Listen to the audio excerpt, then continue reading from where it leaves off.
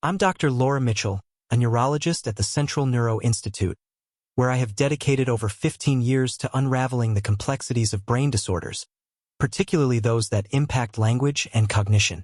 Throughout my career, I have encountered many fascinating and challenging cases, but none quite like the one that has recently come under my care. A case that has defied every known principle of neurology and language pathology. It began with a patient who suddenly awoke speaking a language she had never learned, a phenomenon that not only captivated my professional curiosity, but also unsettled the very foundations of what we understand about the brain's relationship to language. At the Central Neuro Institute, we pride ourselves on our commitment to cutting-edge research and comprehensive clinical care. Our neurology wing is equipped with the latest diagnostic technologies, from advanced functional MRI scanners to high-resolution EEG monitoring systems, supported by a multidisciplinary team of neurologists, neuropsychologists, linguists, and speech therapists.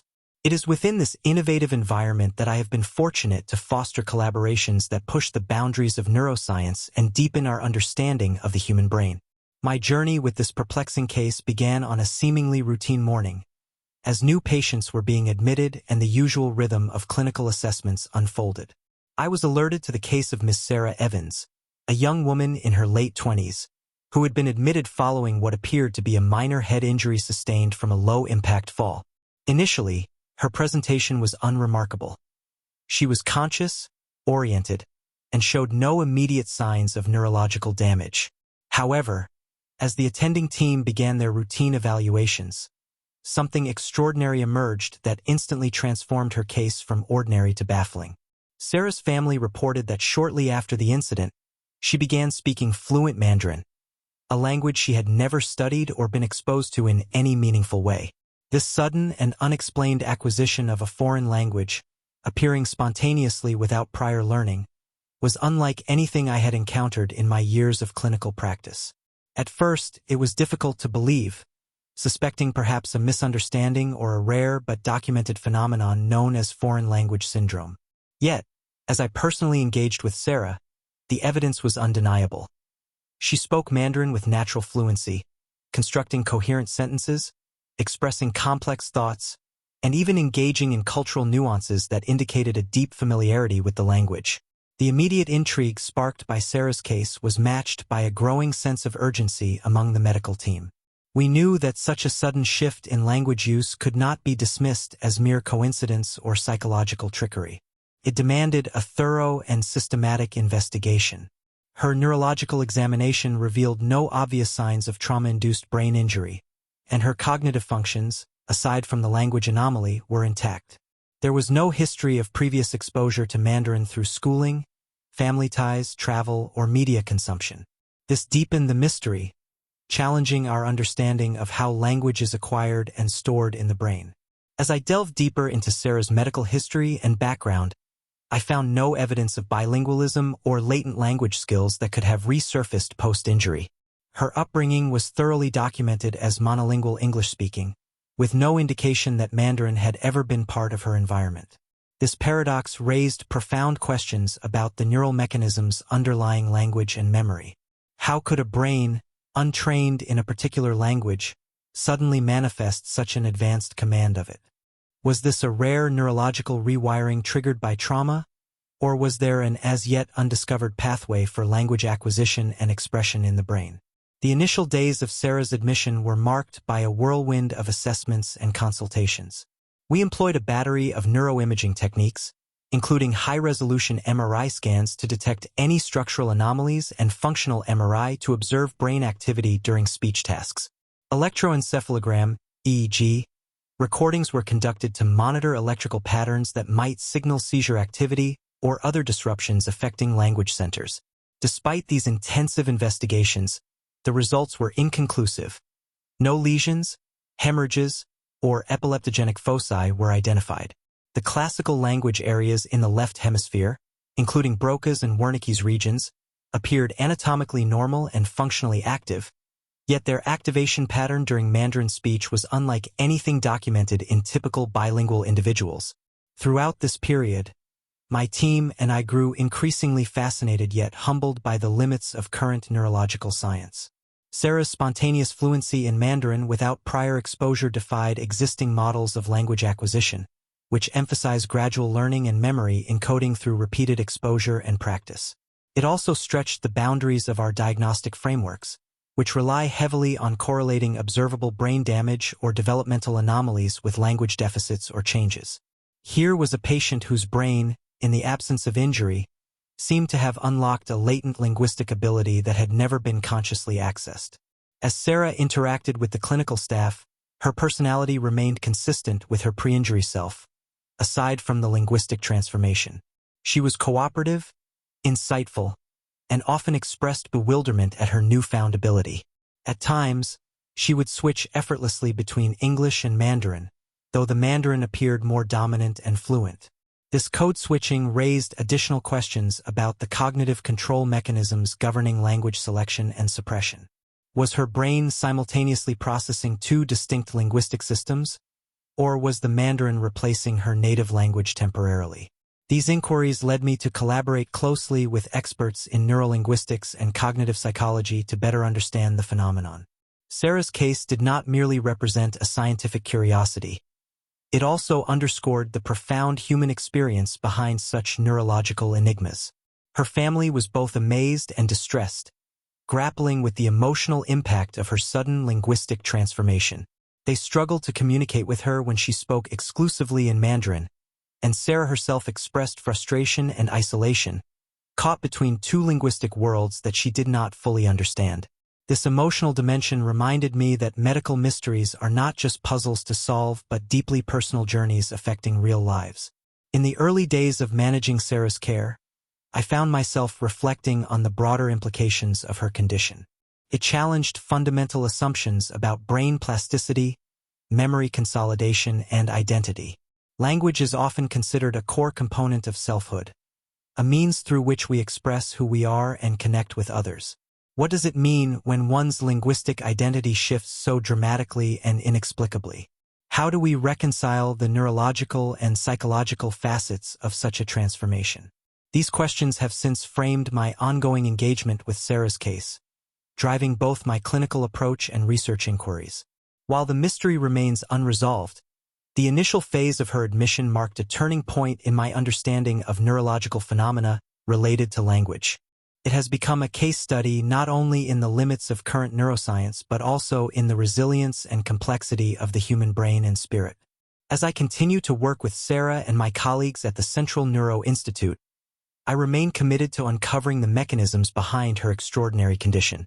This journey has reinforced my belief in the importance of interdisciplinary collaboration, combining neurology, linguistics, psychology, and even cultural studies to approach such enigmatic cases holistically. Sarah's story is a reminder that the brain still holds secrets beyond our grasp, and that each patient brings a unique narrative that challenges and enriches our scientific understanding. At the Central Neuro Institute, our neurology wing is more than just a collection of advanced machinery and clinical protocols. It is a vibrant ecosystem where diverse expertise converges to decode the mysteries of the human brain. The environment fosters innovation and collaboration, a place where neurologists, neuropsychologists, speech therapists, and researchers work side by side to tackle complex cases that defy conventional understanding. It was within this dynamic setting that Sarah Evans's case unfolded, an anomaly that challenged not only our scientific knowledge but also the very fabric of clinical practice. The institute itself is a testament to modern medicine's progress, designed to facilitate both cutting-edge diagnostics and compassionate patient care. Our facilities include the latest neuroimaging suites capable of capturing brain activity in unprecedented detail, dedicated cognitive labs for behavioral assessments, and quiet consultation rooms that prioritize patient comfort. More importantly, the culture here encourages curiosity and open dialogue, allowing ideas to cross traditional disciplinary boundaries. This environment proved essential as Sarah's case rapidly transcended the usual parameters of neurological evaluation. As Sarah's primary neurologist, I found myself immersed in this milieu of expertise, drawing on the collective knowledge and skills of colleagues from various specialties. The initial days following her admission were marked not only by clinical assessments but also by spirited discussions and brainstorming sessions. Each specialist brought a unique perspective, Neuropsychologists examined her cognitive profile for subtle deficits or enhancements. Linguists analyzed her speech patterns and syntax. Psychiatrists evaluated her mental health status to rule out dissociative or psychogenic factors. This multidisciplinary approach underscored the complexity of Sarah's presentation, a puzzle that could not be solved within the confines of any single field. The atmosphere in the neurology wing was one of cautious excitement mixed with profound respect for the unknown. Our team knew that Sarah's spontaneous fluency in Mandarin, a language she had never learned, posed questions that extended beyond traditional neurological paradigms. It was an invitation to rethink established models of brain function and language acquisition. The medical staff, from nurses to technicians, shared in this sense of wonder, recognizing that they were witnessing something rare and extraordinary. I recall vividly the moments when we first observed Sarah switching languages mid-conversation, her Mandarin speech flowing with an ease and naturalness that belied the fact she had no prior training. This linguistic duality was striking within the halls of the Institute, prompting impromptu discussions during rounds about the brain's capacity for hidden knowledge and untapped potential. The multidisciplinary team meetings became forums for hypotheses ranging from neuroplastic rewiring following trauma to subconscious memory retrieval or even cryptomnesia, where forgotten information resurfaces without conscious awareness. Each theory was carefully weighed against the clinical data we were gathering. Within this collaborative setting, the clinical assessments were rigorous and multifaceted. We employed functional neuroimaging to observe which areas of Sarah's brain were activated during Mandarin speech versus English. Our initial findings suggested atypical patterns of activation, with involvement of both classical language centers and more distributed networks, hinting at a complex neural reorganization. Meanwhile, neuropsychological tests evaluated her memory, attention, and executive functions to detect any cognitive anomalies that might correlate with her unusual language shift. Throughout these evaluations, Sarah remained remarkably composed and engaged, her demeanor reflecting both curiosity and an undercurrent of bewilderment at her condition. The Institute's team approach extended beyond diagnostics to therapeutic considerations. Speech therapists began working with Sarah to assess her proficiency and provide support as she navigated these linguistic changes. Given the unprecedented nature of her case, therapy was exploratory, aiming to understand how her brain managed two languages so differently and to support her communication with family and staff. These sessions became a microcosm of the broader clinical challenge, balancing scientific inquiry with empathetic patient care. Equally important was the emotional and psychological support provided by the Institute's psychiatry and counseling teams. Sarah's sudden shift in language ability was not only a neurological phenomenon but also a profound personal upheaval. The Institute's holistic model recognized this interplay, ensuring that mental health was addressed alongside physical and cognitive assessments. Family counseling sessions were integrated into her care plan, acknowledging the ripple effect of her condition on those closest to her. These efforts fostered a supportive atmosphere within the Institute, reinforcing the human dimension of scientific exploration. Throughout this process, I found my own curiosity and dedication deepening, nurtured by the Institute's culture of inquiry and shared purpose. The challenges posed by Sarah's case demanded not only clinical expertise but also intellectual humility and openness to novel possibilities. The Institute's environment encouraged this mindset, where uncertainty was met with collaborative problem-solving rather than frustration. It was clear that this case was not just a medical anomaly but an opportunity to expand the frontiers of neuroscience. The multidisciplinary nature of the Central Neuro Institute also facilitated connections with external experts, allowing us to consult with leading authorities in neurolinguistics and cognitive science. These collaborations enriched our understanding and introduced new perspectives that informed our evolving hypotheses. The Institute's commitment to research meant that Sarah's case could contribute to ongoing studies on language processing, brain plasticity, and cognitive function, transforming a single patient's experience into a catalyst for broader scientific advancement. Within the constantly evolving clinical landscape of the neurology wing, Sarah's case served as a focal point for reflection on the limits of our knowledge and the complexity of the brain's adaptability. It challenged us to reconsider how language is stored, accessed, and expressed, especially in the context of trauma or neurological disruption. The Institute's environment, with its blend of technology, expertise, and compassionate care, was the ideal setting to confront these questions, offering both the tools and the intellectual community necessary for such a pursuit. In the midst of this innovative atmosphere, my role extended beyond that of a diagnostician to that of a coordinator and advocate, ensuring that Sarah's care was comprehensive, that her voice was heard, and that her experience guided our scientific inquiry. The Institute's culture empowered me to engage fully with the complexity of her condition, drawing on the collective strength of the team while remaining attuned to the personal dimensions of her journey. As the days passed and Sarah continued to adapt to her new linguistic reality within the walls of the Institute, I was reminded continually of the delicate balance between science and humanity that defines neurology. The Central Neuro Institute is not only a place of technological prowess but also a sanctuary where patients and clinicians alike confront the mysteries of the brain with curiosity, compassion, and resolve. Sarah's case, unfolding within this uniquely supportive environment, epitomizes the challenges and possibilities that lie at the heart of neurological medicine. It was early on a quiet afternoon when Sarah Evans was admitted to the Central Neuro Institute's neurology ward. The initial reason for her hospitalization seemed straightforward: a minor head injury sustained from a low-impact fall at home.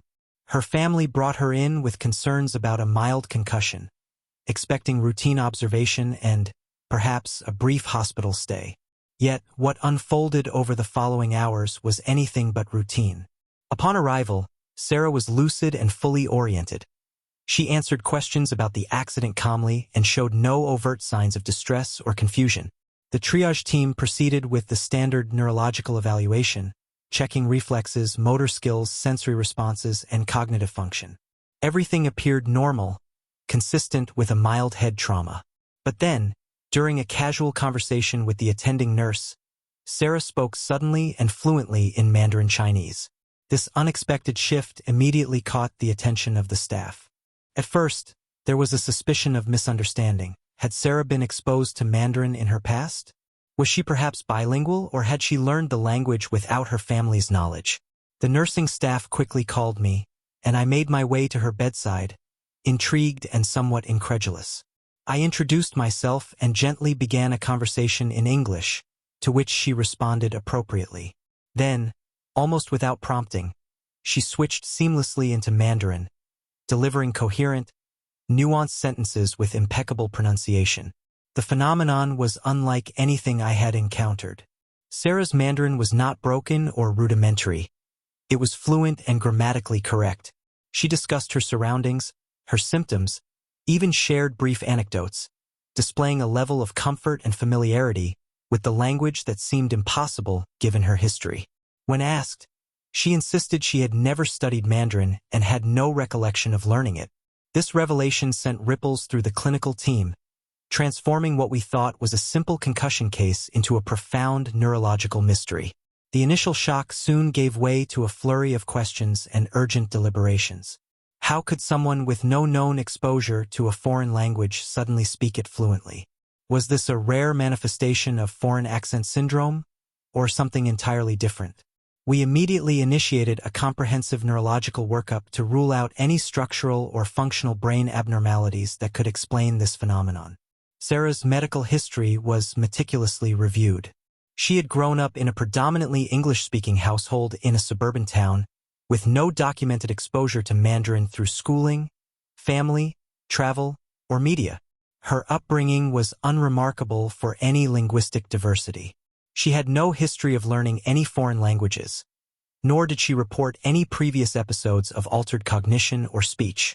Psychological and psychiatric records were similarly unremarkable, with no indication of dissociative disorders or psychogenic language changes. Despite the absence of overt neurological deficits, the team proceeded with a battery of diagnostic tests.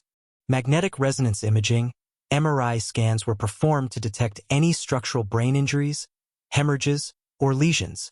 Electroencephalograms, EEGs, monitored for abnormal electrical activity, including seizures or epileptiform discharges, which could potentially disrupt language centers. Blood tests were conducted to rule out metabolic or infectious causes. All results returned within normal limits, deepening the enigma. Throughout these examinations, Sarah's Mandarin speech persisted. She alternated between English and Mandarin with fluidity, sometimes within the same sentence. Speech-language pathologists conducted detailed analyses of her phonetics, syntax, and semantic usage, confirming her proficiency in Mandarin was authentic and advanced. This was not a case of mimicry or superficial knowledge. It was genuine linguistic competence manifesting abruptly and inexplicably. The clinical team, though initially baffled, approached the case with methodical curiosity. We documented every interaction, every linguistic nuance, and every neurological finding meticulously. Sarah's mental status remained stable, and she showed no signs of confusion or delirium. Her memories of her life prior to the incident were intact, except for the puzzling absence of any knowledge about Mandarin. This dissociation between her identity and her language abilities posed a significant challenge to our understanding of brain function. As Sarah settled into the hospital routine, I found myself drawn deeper into her case. The paradox of her condition compelled me to question the established frameworks of language acquisition. Neuroscience teaches us that language learning is a gradual process, built upon exposure, practice, and memory consolidation. Yet here was a patient whose brain appeared to have bypassed these stages entirely. Was this an instance of latent linguistic knowledge accessing conscious awareness through unknown neural pathways? Or did the minor head trauma somehow unlock a previously inaccessible area of her brain? This uncertainty propelled me to coordinate a multidisciplinary investigation. I convened meetings with colleagues specializing in neurolinguistics, cognitive psychology, psychiatry, and neuroimaging to pool our expertise. Together, we crafted a plan to explore every possible avenue, from psychogenic explanations such as dissociative identity phenomena to rare neurological conditions involving atypical brain plasticity. During these discussions, Sarah's emotional and psychological well-being remained a priority. The sudden emergence of an entirely foreign language created a profound dissonance within her sense of self. She expressed moments of frustration and confusion, grappling with an identity that seemed fragmented by her linguistic shifts. Her family, too, faced challenges in communication and understanding, adding layers of emotional complexity to an already perplexing clinical picture. As I sat with Sarah during one of our early conversations, I was struck by her resilience and openness. Despite the bewildering changes, she remained engaged and eager to cooperate, demonstrating a remarkable strength in the face of uncertainty. I sensed that her case was not merely a scientific conundrum but a deeply human story, a journey through the uncharted territories of the mind and identity. The early days of Sarah's admission were a whirlwind of observations, tests, and consultations. Yet amidst the clinical whirlwind, a quiet determination took root within me. I was determined to unravel this mystery, to understand the mechanisms that could explain such a profound neurological phenomenon. Sarah's case was an invitation to explore the boundaries between language, memory, and identity, challenging the very core of neurological science.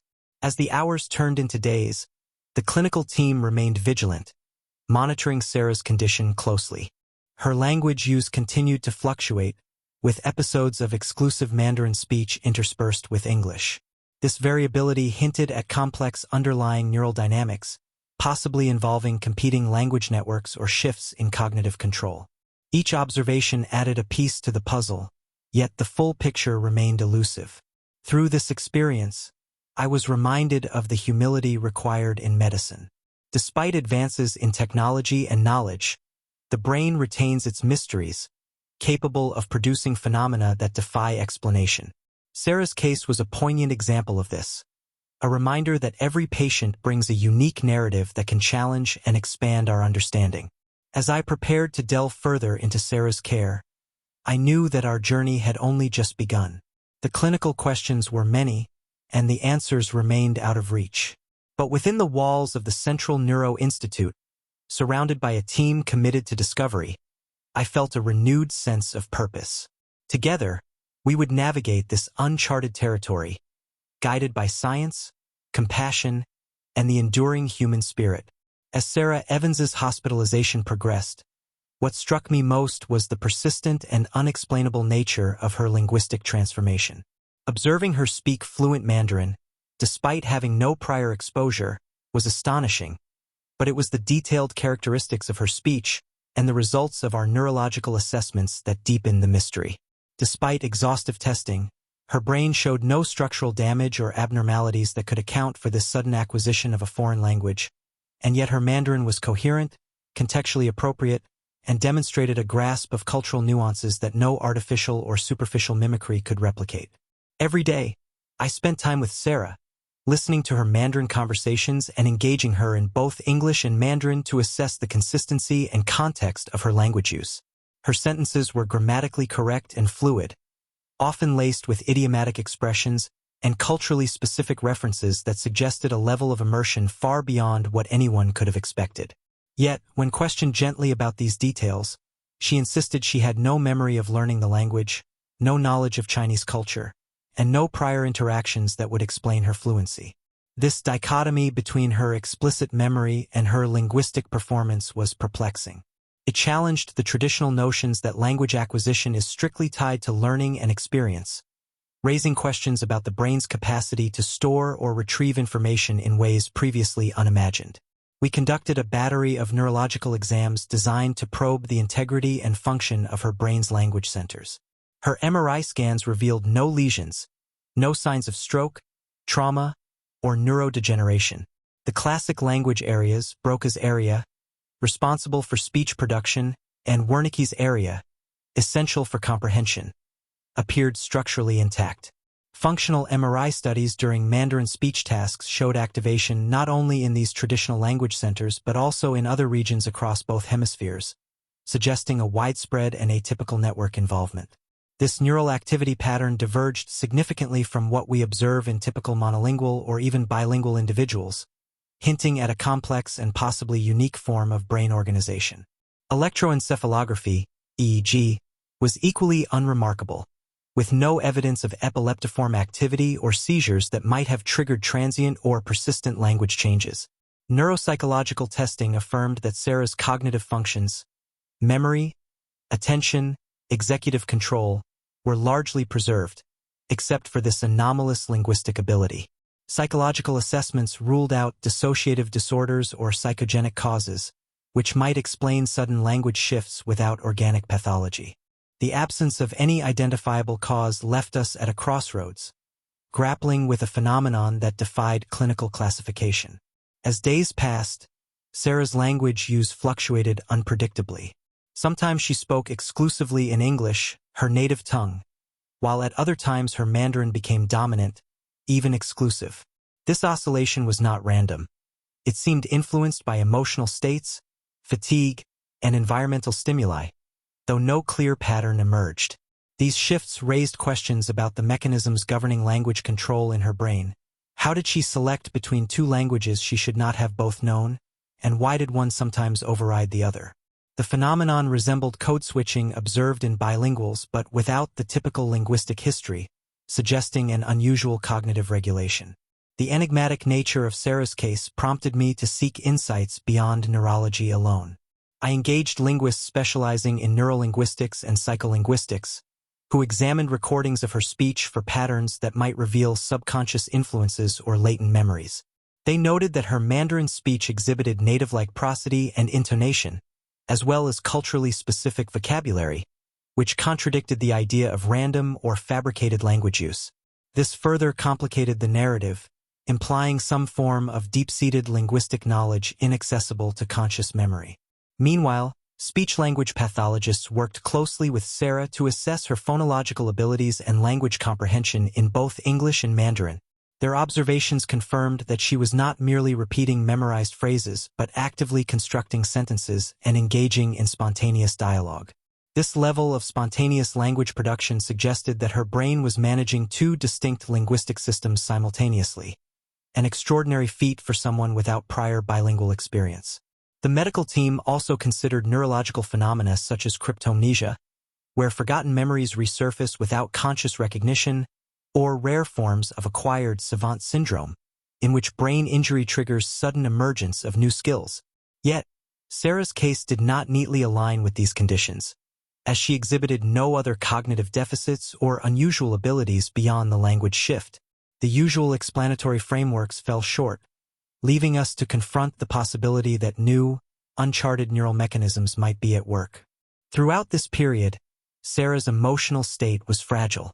The sudden and inexplicable linguistic transformation had a profound effect on her sense of self and identity. She expressed moments of confusion and alienation, caught between two linguistic and cultural worlds that seemed both foreign and intimately familiar. Her family struggled to communicate with her during Mandarin episodes, exacerbating their own distress and sense of helplessness. The social implications of her condition, how it affected her relationships, her daily functioning, her future, became as pressing as the clinical questions. I often reflected on the paradox of language as both a deeply personal and fundamentally social phenomenon. It is the medium through which we connect with others, express our thoughts, and anchor our identity. For Sarah, language had become a source of both connection and disconnection, a puzzle that challenged not only neurology but also psychology and philosophy. What does it mean to speak a language without knowing how you learned it? How does language shape our sense of self when that language seems to emerge from nowhere?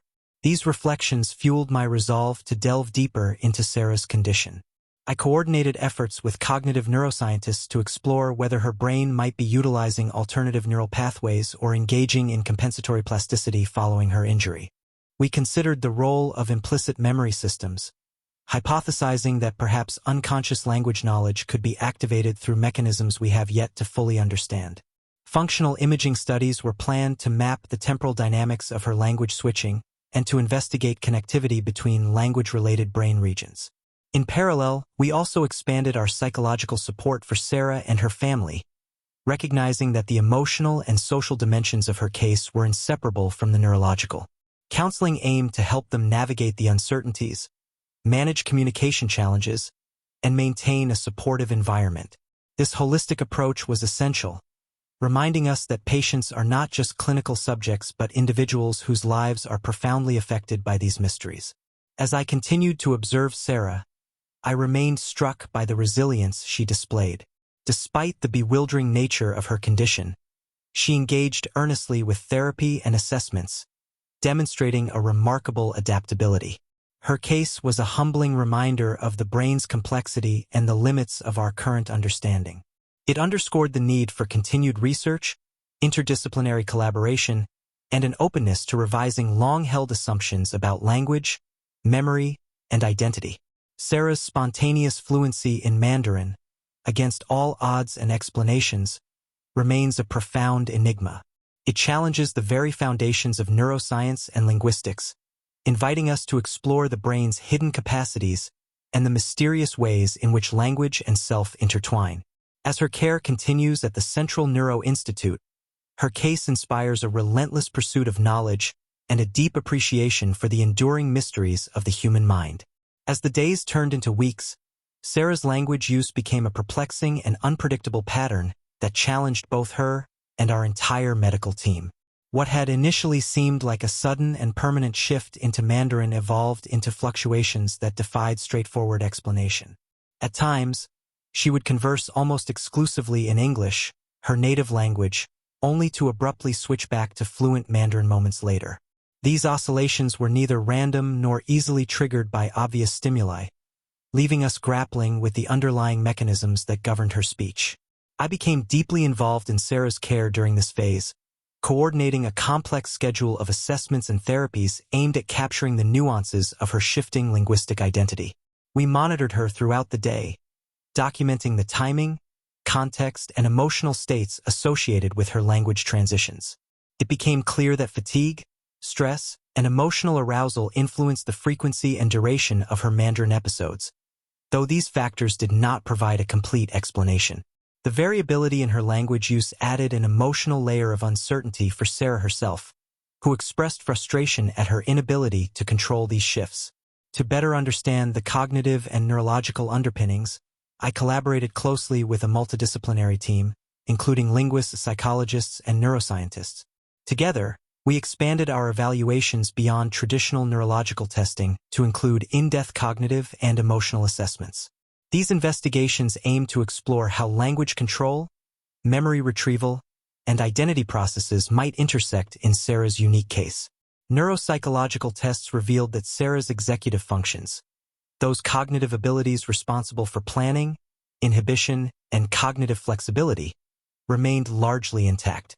This was striking because executive control often plays a critical role in managing bilingual language switching. Yet, despite her preserved executive function, Sarah's involuntary language shifts suggested an atypical regulation of these processes. We hypothesized that her brain might be accessing separate neural circuits for each language, with fluctuating dominance influenced by unconscious triggers. Psychological evaluations explored the emotional dimensions of this phenomenon. Sarah's mood and stress levels were assessed repeatedly, revealing a correlation between heightened anxiety and increased Mandarin use. This connection suggested that her brain might be associating Mandarin with specific emotional states or memories, although these memories remained inaccessible to her conscious awareness. The possibility of dissociative mechanisms was considered but ultimately deemed unlikely given the absence of other dissociative symptoms. Throughout this period, we engaged linguists who specialized in neurolinguistics to analyze the subtle features of Sarah's speech during both language states. Their observations were revealing. When speaking Mandarin, Sarah exhibited native-like syntax and prosody, as well as culturally embedded expressions that went beyond simple vocabulary. In contrast, her English speech occasionally showed subtle hesitations and simplifications, perhaps reflecting the cognitive effort involved in managing two active linguistic systems. This linguistic asymmetry added another layer of complexity to our understanding. The dynamic nature of Sarah's language use also posed practical challenges for her care team and family. Communication became unpredictable, requiring adaptability and patience. Her family struggled to maintain meaningful interactions during Mandarin episodes, often relying on translators or gestures.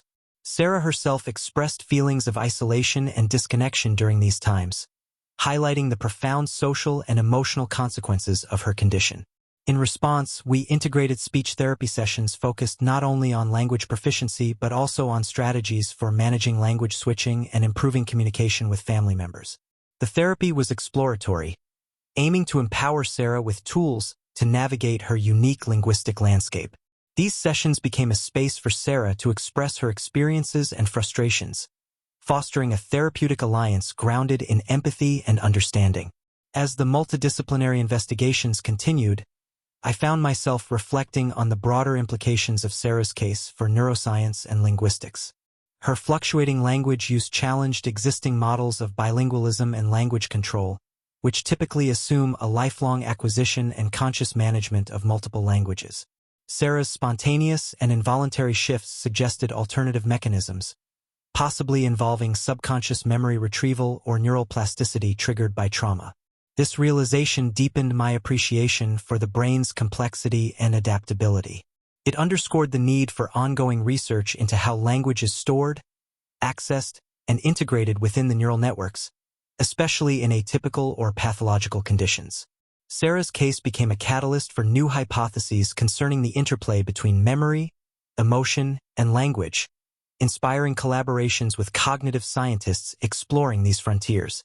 Amidst the scientific inquiry, the human dimension of Sarah's experience remained central. Her journey was marked by moments of hope and despair, clarity and confusion. The unpredictability of her language use affected her self-identity, relationships, and sense of normalcy.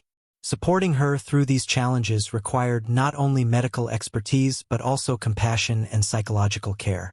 I worked closely with the Institute's mental health team to provide counseling for Sarah and her family, addressing the emotional toll of living with an unexplained neurological condition.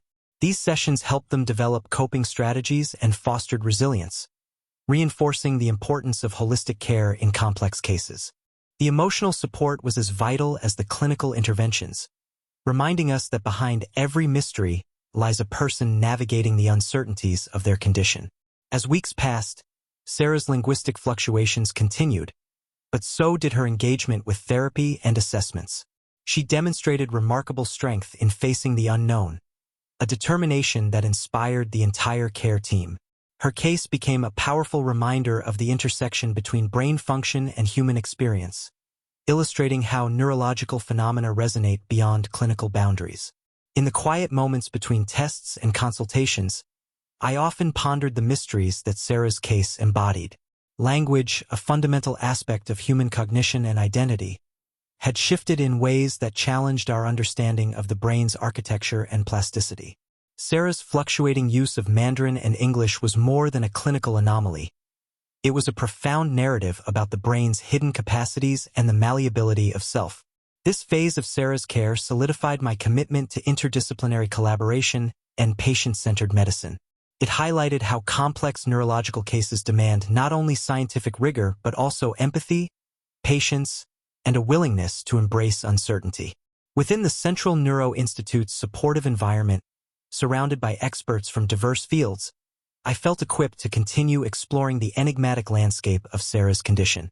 Together, we embarked on this journey with cautious optimism, determined to uncover the mechanisms behind her linguistic shifts, while honoring the human story at its core. Sarah's case remains a testament to the brain's enduring mysteries and the relentless quest for understanding that defines our work in neurology. As Sarah's case gained increasing attention within the Central Neuro Institute, it became clear that understanding her sudden bilingualism required more than the expertise of neurologists alone. The phenomenon was so unusual that it demanded a truly multidisciplinary approach, bringing together specialists from neurolinguistics, psychiatry, cognitive science, and even anthropology. The convergence of these disciplines was not only essential for a comprehensive evaluation but also a powerful reminder of the complexity inherent in the human brain and behavior. I convened a series of collaborative meetings, inviting experts from diverse fields to share insights and propose hypotheses. The neurolinguists analyzed Sarah's speech patterns and language structures, searching for clues in syntax, phonology, and pragmatics that might reveal unconscious language acquisition processes. Psychiatrists assessed her mental state to rule out dissociative identity disorder or other psychiatric conditions that might manifest as language shifts. Cognitive scientists explored theoretical frameworks of memory, identity, and brain plasticity to contextualize her experience within broader models of neural function. One of the pressing questions was whether Sarah's bilingualism represented a form of dissociative identity, where different personality states might speak different languages, or whether it was a neurological rewiring triggered by trauma. The psychiatric team conducted detailed interviews and psychological testing, finding no evidence of multiple identities or conversion disorders. Instead, Sarah's personality remained consistent and integrated, suggesting that her linguistic shift was not psychogenic but rooted in brain function. Neurolinguistic experts brought fascinating perspectives to the table. They proposed that Sarah's brain might have accessed latent linguistic knowledge, perhaps through cryptomnesia, a phenomenon where forgotten memories resurface without conscious recall. Could it be that, during early childhood, Sarah had some exposure to Mandarin that was so minimal or suppressed that it never entered conscious memory? Yet, her family and records provided no indication of such exposure, and her speech contained cultural nuances unlikely to be acquired without extensive immersion. This impasse led to deeper discussions about the brain's plasticity and capacity for neural rewiring after injury. Some cognitive scientists suggested that the minor head trauma Sarah experienced might have triggered a reorganization of neural networks, allowing dormant or atypical language circuits to activate. This theory aligned with cases of acquired savant syndrome, where brain injury leads to sudden emergence of extraordinary abilities.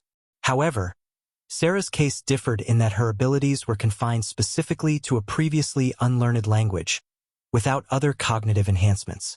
Amid these scientific debates, the emotional and social ramifications of Sarah's condition were profound. Her family struggled to comprehend and adapt to her shifting linguistic identity. Communication during Mandarin episodes became a barrier, leading to feelings of isolation and frustration for both Sarah and her loved ones. The uncertainty surrounding her prognosis compounded their distress. Recognizing these challenges, we integrated psychological counseling and family therapy into Sarah's care plan. The Institute's mental health professionals worked closely with Sarah and her family, providing support to navigate the emotional turbulence. These sessions became a vital space for expressing fears, hopes, and frustrations, fostering resilience and understanding. The social implications extended beyond the family. Sarah faced challenges in social settings, where her unpredictable language use sometimes led to miscommunication or exclusion. Her sense of belonging was shaken, and she grappled with questions about her identity and self-expression. Supporting her in reclaiming agency over her linguistic self became a therapeutic goal. Throughout this multidisciplinary journey, I witnessed the emotional toll that medical uncertainty exacts on patients and families. The absence of clear answers or predictable outcomes heightened anxiety, underscoring the importance of compassionate care alongside scientific inquiry. The team's holistic approach sought to address not only the neurological puzzle but also the human experience entwined with it.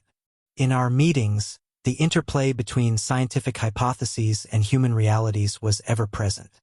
Each theory was weighed not only for its explanatory power but also for its implications for Sarah's quality of life. This balance between research and empathy shaped the trajectory of her care, reminding us that medicine is both a science and an art. The collaboration also sparked new research questions and initiatives within the Institute. Sarah's case highlighted gaps in our understanding of language acquisition, memory retrieval, and brain plasticity, inspiring proposals for studies that could illuminate these domains. It became a catalyst for expanding interdisciplinary dialogues and fostering innovation. As the weeks progressed, the team's collective efforts deepened our appreciation for the brain's mysteries and the resilience of the human spirit. Sarah's journey was a testament to the complexity of identity and cognition, challenging us to think beyond traditional boundaries and to embrace uncertainty with curiosity and compassion.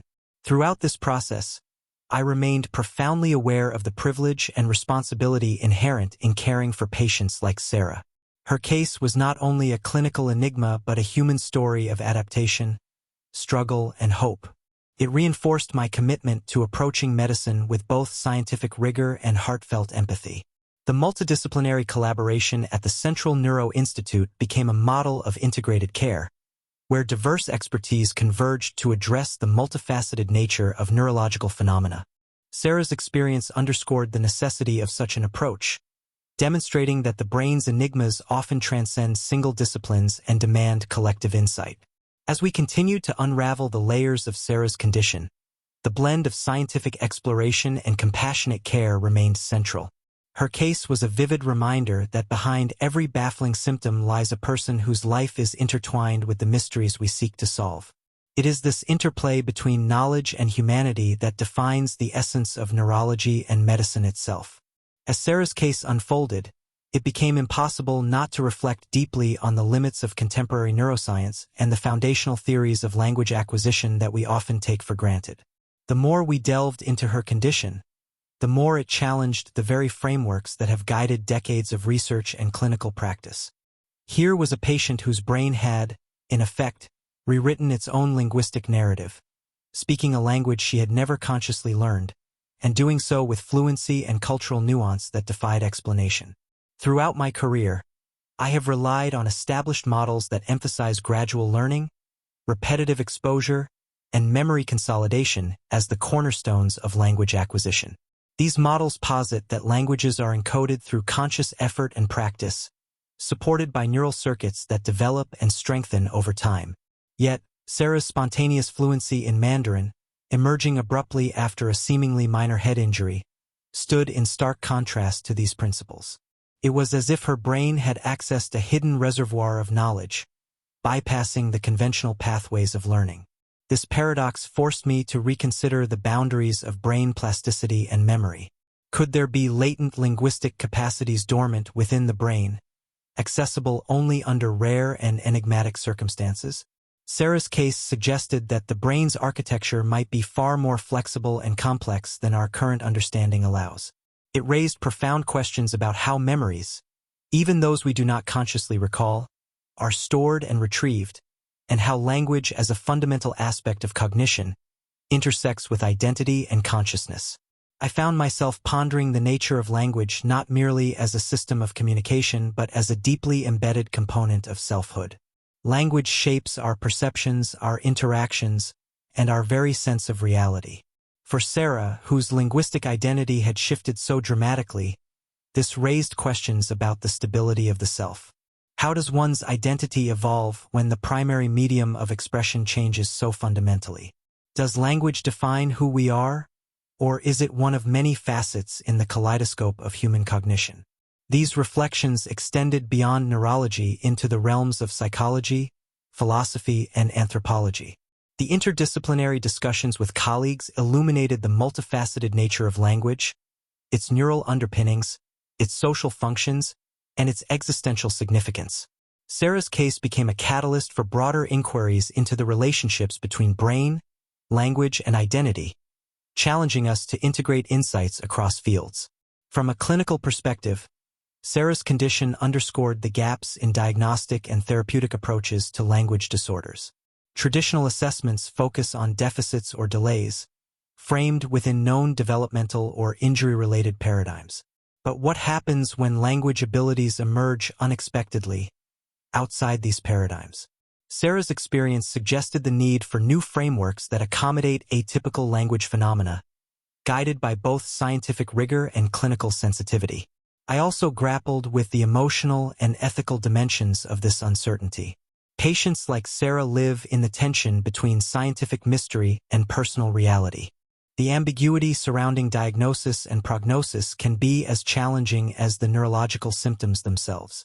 It reminded me that medicine is as much about navigating unknowns with patience as it is about applying established knowledge. The case fostered a renewed commitment to humility in medicine. Despite advances in imaging, genetics, and cognitive science, the brain remains a frontier filled with enigmas. Sarah's condition was a stark reminder that our understanding is provisional, evolving with each new discovery and patient story. It compelled me to remain open to novel hypotheses and to value the insights patients bring to the scientific dialogue through their lived experiences. This openness extended to embracing uncertainty as a space for inquiry rather than a void to be feared. Sarah's case invited us to question assumptions, to explore uncharted neural territories, and to consider alternative models of brain function. It was a humbling but invigorating reminder that the pursuit of knowledge is a journey without a fixed endpoint. At the same time, I was acutely aware of the impact such mysteries have on patients and families. The lack of clear answers can foster anxiety, frustration, and isolation. It reinforced the importance of compassionate communication, patient-centered care, and psychological support alongside scientific investigation. Medicine must honor both the quest for understanding and the human experience of uncertainty. As I contemplated these themes, Sarah's story took on a larger significance. It was no longer just a medical curiosity but a profound exploration of what it means to be human, the interplay of biology, cognition, culture, and identity. Language, in all its complexity, emerged as a mirror reflecting the brain's mysteries and the depths of the self. This reflection has influenced my approach to neurology and medicine as a whole. It has deepened my appreciation for the interconnectedness of disciplines and the necessity of integrating diverse perspectives. It has also reinforced my commitment to listen deeply to patients, recognizing that their experiences can challenge and expand scientific paradigms. Sarah's case remains an open question, a living testament to the brain's enigmatic capacities. It is a call to continue exploring, learning, and embracing the unknown with curiosity and compassion. In this journey, I am reminded that medicine is not just a science but a human endeavor, one that requires humility, empathy, and a relentless commitment to understanding the complexities of life itself. Several weeks into Sarah's care, a pivotal moment emerged that shifted both our clinical approach and understanding of her condition. During a routine therapy session, Sarah spoke entirely in English for the first time in days. This sudden reversion to her native language was unexpected but welcomed, offering a brief window into the complexities of her linguistic identity. What followed, however, was even more striking. As she spoke, fragmented memories surfaced, images, phrases, and emotions linked to Mandarin culture that she had never consciously known. This breakthrough was both fascinating and profound. It suggested that beneath her apparent fluency in Mandarin lay subconscious connections to cultural elements that had somehow imprinted on her brain. The memories were not coherent narratives but fleeting impressions, vivid colors, sounds, and sensations associated with places and customs of the Mandarin-speaking world. These fragments hinted at an emotional resonance that had previously gone undetected. In subsequent therapy sessions, we explored these subconscious triggers more deliberately. Using a combination of guided imagery, cognitive behavioral techniques, and supportive dialogue, we sought to help Sarah integrate these emerging memories with her conscious experience. The goal was to bridge the gap between her two linguistic identities and foster a sense of coherence and control over her speech. This renewed approach marked a turning point. Sarah began to develop an awareness of the emotional undercurrents tied to her Mandarin episodes. She reported feelings of comfort and familiarity during periods of Mandarin speech, contrasting with moments of disorientation and frustration when language shifts occurred unpredictably. Recognizing these emotional dimensions allowed us to tailor therapy to address not only language proficiency but also the psychological aspects of her condition. The process was gradual and required patience. Sarah's fragmented memories did not coalesce into a unified narrative, nor did she suddenly regain conscious knowledge of Mandarin language acquisition. However, her emerging self-awareness provided a framework for managing the dual linguistic identities. She started to articulate her experience as living between two worlds, one rooted in her known history and the other in an enigmatic linguistic and cultural realm. Collaborating with psychologists and speech therapists, we developed strategies to help Sarah navigate these transitions. Mindfulness exercises and grounding techniques were introduced to reduce anxiety and increase cognitive control during language shifts. Speech therapy incorporated elements of cultural education, helping her contextualize the Mandarin expressions and idioms she used. This holistic approach acknowledged that language is not merely a cognitive function but a vessel of culture and identity. The implications of this breakthrough extended beyond clinical care. It opened new avenues of inquiry into how subconscious memories and emotional associations might influence language expression, especially in cases of atypical neural reorganization. Could it be that Sarah's brain had encoded cultural and linguistic information at a level inaccessible to conscious memory, only to retrieve it through emotional pathways? This hypothesis challenged existing paradigms and inspired collaboration with neuroscientists specializing in memory and emotion. Functional imaging studies were adapted to investigate brain activity during these emotionally charged language episodes. Early results suggested heightened activation in limbic structures, areas associated with emotion and memory, during Mandarin speech, supporting the idea that affective processes played a role in her language use.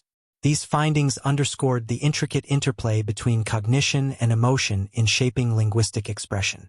Throughout this period, Sarah's family remained integral to her progress. They participated actively in therapy sessions, learning about the emotional triggers and ways to support her during language transitions. Their involvement helped reduce communication barriers and fostered a more empathetic environment, crucial for Sarah's psychological well-being. Sarah's evolving self-awareness also influenced her social interactions. She began to express her experience more openly with friends and caregivers, transforming feelings of isolation into opportunities for connection.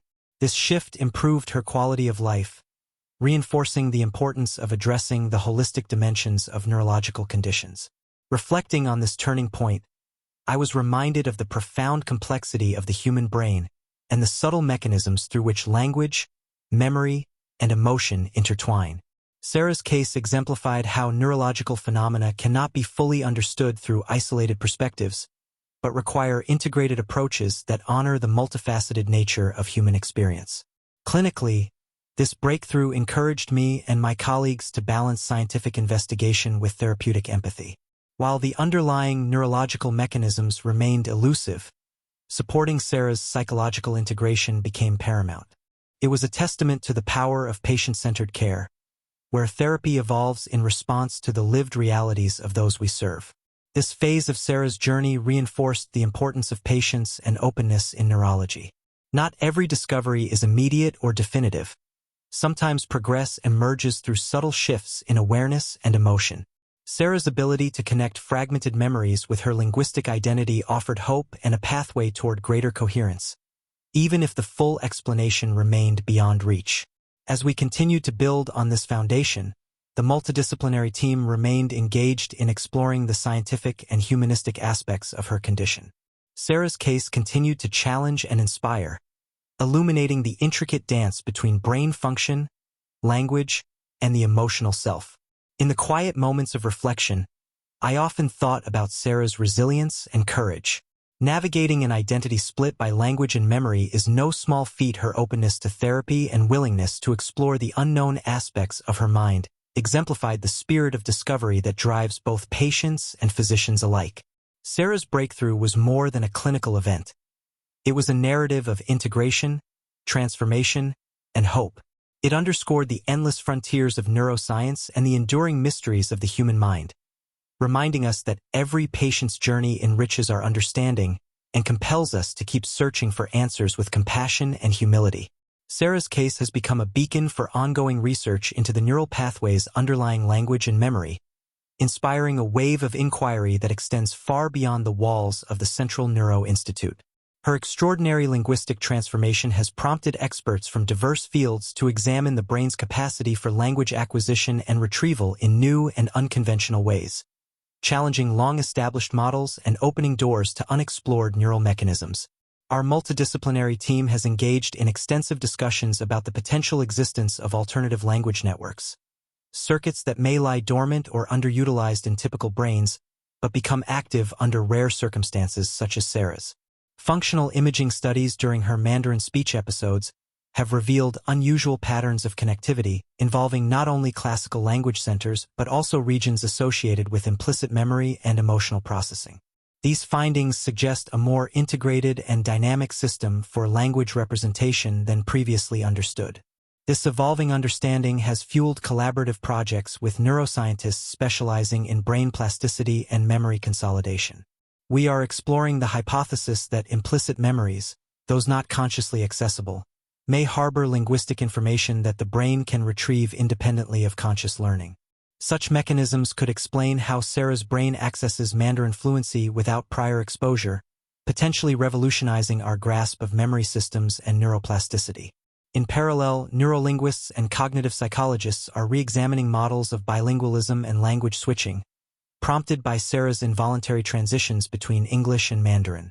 Traditional theories emphasize learned language control and conscious selection, but her case indicates that subconscious factors and emotional states may play a more significant role than recognized. This has led to proposals for new frameworks incorporating affective neuroscience and subconscious cognition into language processing models. These scientific dialogues are not confined to academic circles. They resonate deeply within the clinical community. Sarah's experience challenges how we approach diagnosis and treatment of language disorders and cognitive anomalies.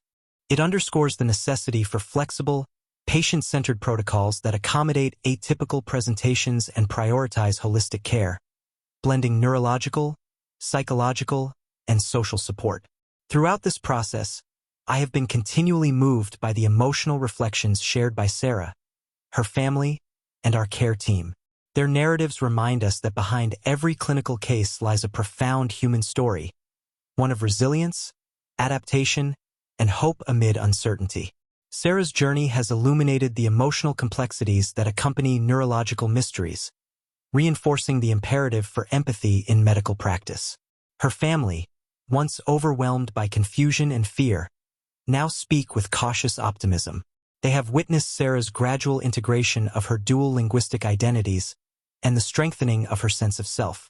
Their support and engagement have been critical, illustrating how a collaborative care approach benefits not only patients but their loved ones as well.